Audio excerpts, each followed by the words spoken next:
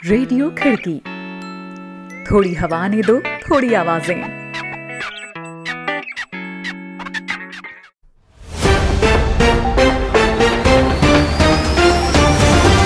आज है तारीख 11 जुलाई, दिन शनिवार। खिड़की इंटरनेशनल बुलेटिन में अभिवादन स्वीकार करें शादाब हसन खान का। एक नज़र कार्यक्रम की खास खबरों पर। इस्तांबुल के ऐतिहासिक हागिया सोफिया म्यूजियम को बदला जाएगा मस्जिद में, तुर्की राष्ट्रपति अर्दोआन का आदेश। तुर्की की सीमा से सीरिया में मदद पहुंचाने की प्रस्तावित योजना पर चीन और रूस ने किया वीटो। ट्रंप ने अपने पुराने दोस्त रोजर स्टोन की जेल की सजा की कम। रहेंगी दुनिया भर की और भी अहम खबरें, तो बने रहें बुलेटिन में शादाब हसन खान के साथ।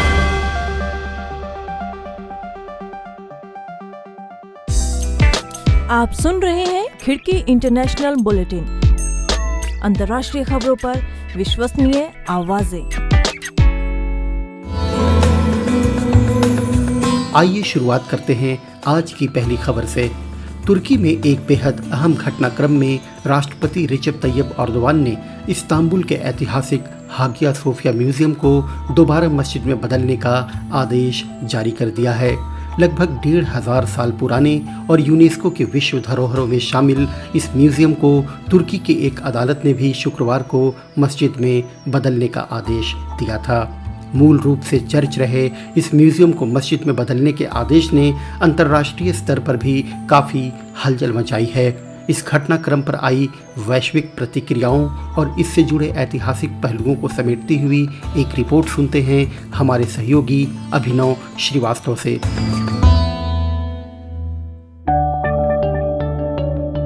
तुर्की में इस्तांबुल का ऐतिहासिक हागिया सोफिया म्यूजियम आखिरकार अब दोबारा से मस्जिद में तब्दील हो जाएगा। तुर्की के राष्ट्रपति रिसेप तैयब अर्दोआन ने शुक्रवार को तुर्की की एक अदालत की ओर से इस म्यूजियम को मस्जिद में बदलने का फैसला आने के कुछ घंटे बाद ही इस सिलसिले में आदेश जारी कर दिया।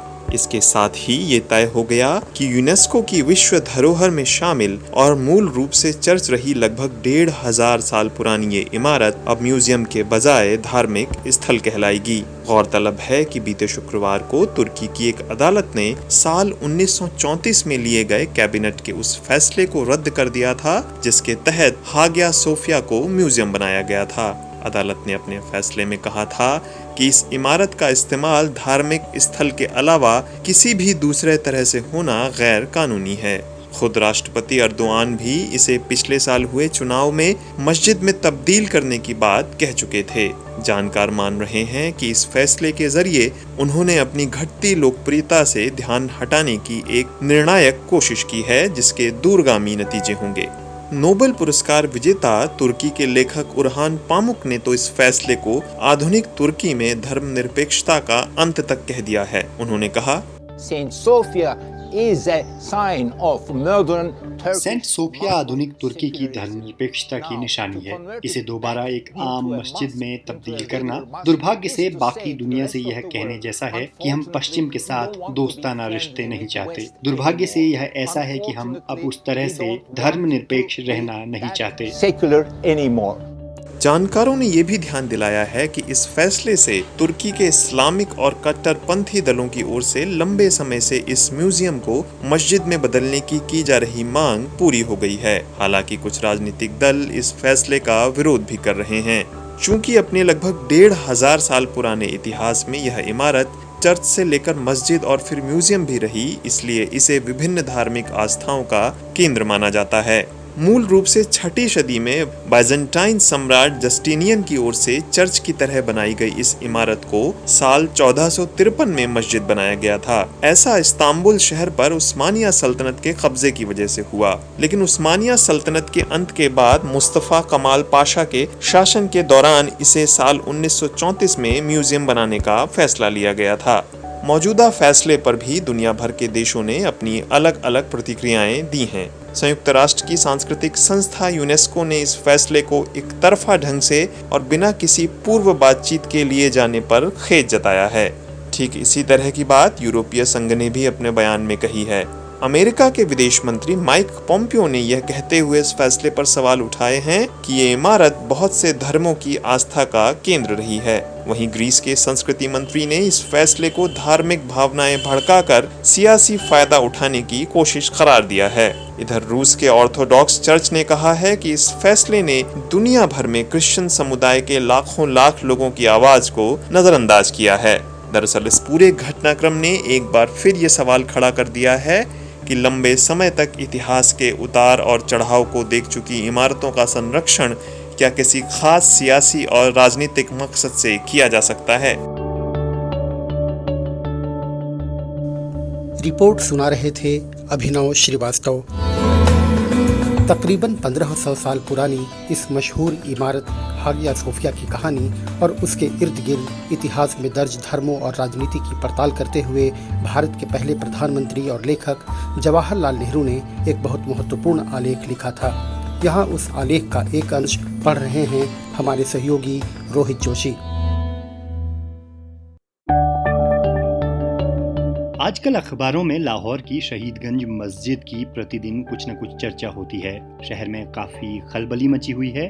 दोनों तरफ मजहबी जोश दिखता है, एक दूसरे पर हमले होते हैं, एक दूसरे की बदनीयती की शिकायतें होती हैं और बीच में एक पंच की तरह अंग्रेज हुकूमत अपनी ताकत दिखलाती है। मुझे न तो वाकयात ही ठीक ठीक मालूम है कि किसने पहले यह सिलसिला छेड़ा था या किसकी गलती थी, और न इसकी जांच करने की ही मेरी कोई इच्छा है। इस तरह के धार्मिक उन्माद में मुझे बहुत दिलचस्पी भी नहीं है, लेकिन यह दिलचस्पी हो या ना हो, वह दुर्भाग्य से अगर पैदा हो जाए तो उसका सामना तो करना ही पड़ता है। मैं सोचता था कि हम लोग इस देश में कितने पिछड़े हुए हैं कि अदनी अदनी सी बातों पर जान देने को उतारू हो जाते हैं, पर अपनी गुलामी और फाके मस्ती सहने को तैयार रहते हैं। इस मस्जिद से मेरा ध्यान भटक कर एक दूसरी मस्जिद की तरफ जा पहुंचा। वह एक बहुत प्रसिद्ध ऐतिहासिक मस्जिद है और करीब 1400 सालों से उसकी तरफ लाखों करोड़ों निगाहें देखती आई हैं। वह इस्लाम से भी पुरानी है और उसने अपनी इस लंबी जिंदगी में न जाने कितनी बातें देखी। उसके सामने बड़े बड़े साम्राज्य गिरे, पुरानी सल्तनतों का नाश हुआ और धार्मिक परिवर्तन हुए।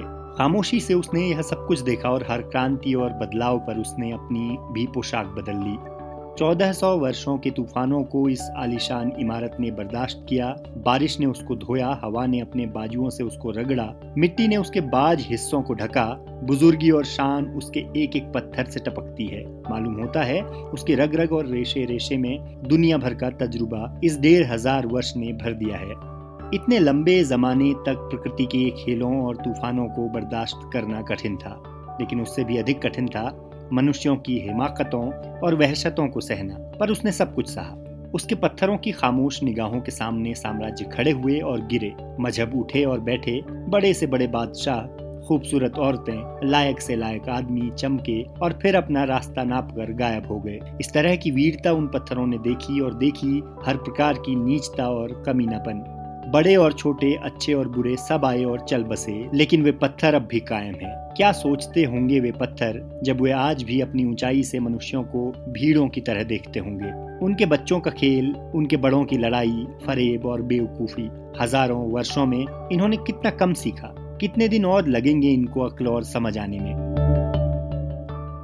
आलेख को और विस्तार देते हुए पंडित नेहरू ने इस इमारत के इर्द गिर्द के इतिहास को कवितामयी तरीके से विस्तार से बताया है और आखिरी हिस्से में लिखा है, एक दिन इसी साल 1935 में किसी महीने की तारीख में गाजी मुस्तफा कमाल पाशा, जिनको अब खास खिताब और नाम अतातुर्क दिया गया है, का हुक्म आया सूफिया मस्जिद नहीं रही। बगैर किसी धूमधाम के वहाँ के मुल्ला वगैरह हटा दिए गए और अन्य मस्जिदों में भेज दिए गए। अब यह तय हुआ कि आया सूफिया बजाय मस्जिद के संग्रहालय हो, खासकर बाइजेंटाइन कलाओं का। बाइजेंटाइन जमाना तुर्कों के आने से पहले का ईसाई जमाना था। तुर्कों ने कुस्तुनतुनिया पर कब्जा 1452 ईस्वी में किया था। उस समय से समझा जाता है कि बाइजेंटाइन कला खत्म हो गई, इसलिए अब आया सूफिया एक प्रकार से फिर से ईसाई जमाने को वापस चली गई मुस्तफा कमाल पाशा के हुक्म से। आजकल जोरों से खुदाई हो रही है। जहाँ जहाँ मिट्टी जम गई थी हटाई जा रही है और पुरानी पच्चीकारी के नमूने निकल रहे हैं। बाइजेंटाइन कला के जानने वाले अमेरिका और जर्मनी से बुलाए गए हैं और उन्हीं की निगरानी में काम हो रहा है। फाटक पर संग्रहालय की तख्ती लटकती है और दरबान बैठा है। उसको आप अपना छाता छड़ी दीजिए, उनका टिकट लीजिए और अंदर जाकर इस प्रसिद्ध पुरानी कला के नमूने देखिए और देखते देखते इन संसार के विचित्र इतिहास पर विचार कीजिए। अपने दिमाग को हजारों वर्ष पीछे दौड़ाइए। क्या क्या तस्वीरें, क्या क्या तमाशे, क्या क्या जुल्म और क्या क्या अत्याचार आपके सामने आते हैं। उन दीवारों से कहिए कि वे आपको कहानियां सुनाएं, अपने तजुर्बे आपको दे। शायद कल और परसों जो गुजर गए उन पर गौर करने से हम आज को समझें। शायद भविष्य के पर्दे को भी हटाकर हम झांक सकें। लेकिन वे पत्थर की दीवारें खामोश हैं। उन्होंने इतवार की ईसाई पूजा बहुत देखी और बहुत देखी जुम्मे की नमाजें। अब हर दिन की नुमाइश है उसके साए में। दुनिया बदलती रही लेकिन वे कायम है। उनके घिसे हुए चेहरे पर कुछ हल्की मुस्कुराहट सी मालूम होती है और धीमी आवाज सी कानों में आती है।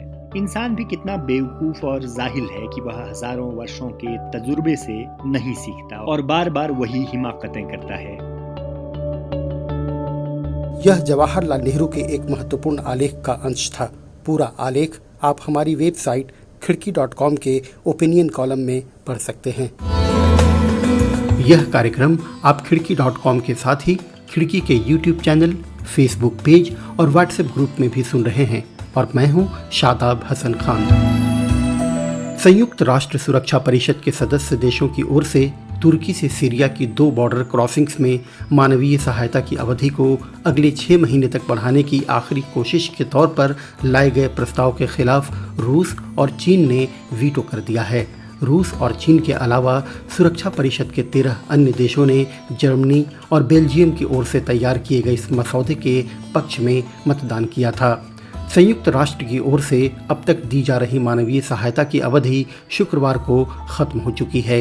संयुक्त राष्ट्र का कहना है कि लाखों सीरियाई नागरिक जो कि खास तौर पर विद्रोहियों के कब्जे वाले सीरिया के उत्तर पश्चिमी इलाके से ताल्लुक़ रखते हैं, पूरी तरह से तुर्की के जरिए दी जाने वाली मानवीय सहायता पर ही निर्भर हैं। सीरिया की मौजूदा सरकार के समर्थक रूस और चीन चाहते हैं कि सीरिया की बॉर्डर क्रॉसिंग सिर्फ एक ही जगह से हो ताकि सीरिया के जरिए ही वहां मदद पहुंचाई जा सके। इससे पहले भी प्रस्ताव 2 बार खारिज हो गया था, जिसमें दूसरी बार भी रूस और चीन ने वीटो किया था। अमेज़न के कर्मचारियों को अपने फ़ोन से वीडियो ऐप टिकटॉक हटाने संबंधी एक आंतरिक ईमेल भेजे जाने के करीब 5 घंटे बाद अमेज़न ने इस पर सफाई दी और इसे एक गलती बताया। अमेज़न ने संवाददाताओं को ईमेल किया कि आज सुबह कुछ कर्मचारियों को गलती से ईमेल भेज दिए गए। टिकटॉक के संबंध में फ़िलहाल हमारी नीतियों में कोई बदलाव नहीं हुआ है। अमेज़न के प्रवक्ता जॉसी एंडरसन ने पूरी घटना पर कुछ भी कहने से इनकार किया। शुरुआती ईमेल में कर्मचारियों से टिकटॉक को हटाने के लिए कहा गया था। ईमेल में ऐप से सुरक्षा खतरों का हवाला दिया गया था। इस घटनाक्रम के बीच टिकटॉक ने कहा कि अमेज़न ने प्रारंभिक ईमेल भेजने से पहले उसे आधिकारिक सूचना नहीं दी। हमें अब भी उनकी चिंताओं के बारे में नहीं पता और कंपनी अमेज़न के लिए बातचीत का स्वागत करेगी। अमेरिका में वॉलमार्ट के बाद अमेज़न दूसरी कंपनी है जिसके दुनिया भर में 8,40,000 से अधिक कर्मचारी हैं और टिकटॉक के खिलाफ उसके किसी भी तरह के कदम से ऐप पर दबाव बढ़ता। अमेरिकी सेना ने अपने कर्मचारियों के मोबाइल में इसे प्रतिबंधित किया है। अमेरिका की विदेश मंत्री माइक पॉम्पियो ने इस सप्ताह टिकटॉक को राष्ट्रीय सुरक्षा के लिए खतरा बताते हुए कहा था कि सरकार ऐप पर प्रतिबंध लगाने पर यकीनन विचार कर रही है। अमेरिकी राष्ट्रपति डोनाल्ड ट्रंप ने रूस जांच से जुड़े अहम आपराधिक मामले में हस्तक्षेप करते हुए लंबे समय से अपने राजनीतिक विश्वास पात्र रहे रोजर स्टोन की सज़ा कम कर दी है। ट्रंप की तरफ से शुक्रवार को यह कदम उस वक्त उठाया गया है जब स्टोन की 40 माह की सज़ा कुछ ही दिनों में शुरू होने वाली थी।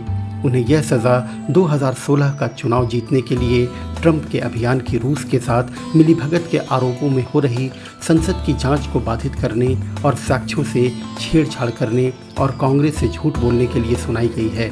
यह कदम विशेष अभियोजक रॉबर्ट मुलर की जांच को लेकर राष्ट्रपति की नाराज़गी को रेखांकित करता है। साथ ही राष्ट्रपति और उनके प्रशासन की ओर से उस जांच के विमर्श को फिर से परिभाषित करने की लगातार कोशिशों का हिस्सा है, जिसकी छाया शुरू से ही व्हाइट हाउस पर पड़ी हुई है। स्टोन को मंगलवार से सजा काटनी शुरू करनी थी। हालांकि सजा कम करने से स्टोन की अपराध सिद्धि उस तरीके से रद्द नहीं होती जैसे माफी में होती है, लेकिन सजा की अवधि जरूर कम हो जाएगी। आलोचक कह रहे हैं कि यह कदम ट्रंप की ओर से राष्ट्र के न्यायिक तंत्र में असाधारण हस्तक्षेप को दर्शाता है, साथ ही उन नियमों और मानकों का उल्लंघन करने की उनकी इच्छा को भी दिखाता है जो दशकों से उनके आचरण का हिस्सा रहे हैं। माली में सरकार के खिलाफ जबरदस्त प्रदर्शन चल रहे हैं। शुक्रवार को उस वक्त अफरा तफरी मच गई जब प्रदर्शनकारियों ने national assembly, national broadcasting house और 2 मुख्य पुलों समेत कई महत्वपूर्ण जगहों पर कब्जा कर लिया। प्रदर्शनकारियों को हटाने के लिए पुलिस ने आंसू गैस के गोले दागे।